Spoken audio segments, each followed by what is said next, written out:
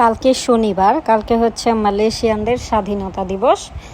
তো এই জন্য আমার ছেলেকে এই যে ব্যাগ ভর্তি কতগুলা টয় অ্যান্ড পাশের যে ব্যাগটা আছে স্কুল ব্যাগের মতো, এটা গিফট করে গেছে একজন। ব্যাগের মধ্যে প্রায় 5-7টা টয় ছিল। এইটা দেখে আমার ছেলে অনেকটা ভয় পায়, ও মাংকি আগে থেকেই দেখতে পারে না। আর বাকি বাকি ছোট ছোট অনেকগুলা টয় ছিল। আমার স্পেশালি ব্যাগটা অনেক ভালো লাগছে, একদম ফ্রেশ। ব্যাগটা আপনাকে পরে দেখাচ্ছি, আগে আমি টয়গুলো দেখাইতেছি। এখানে ছিল 5টার মতো পুতুল। আমার ছেলে তো একটা হাতে দেবে না, ওর অলরেডি বাসায় 2টা পুতুল আছে। আর এই যে ব্যাগ, দেখতেও খুব সুন্দর এবং আমি দূরে কোথাও ঘুরতে গেলে ক্যারি করতে পারবো অনেক কিছু। পেন্সিল কলম রাখার মতো ব্যাগ একটা, এটা হচ্ছে পেন্সিল, আর একটা ছিল রঙের বক্স যেটাকে বলে।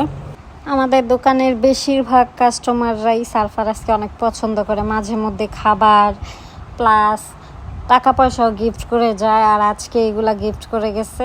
ফ্রি গিফট পাইতে কার না ভালো লাগে। সবাই ভালো থাকবেন, আল্লাহ হাফেজ।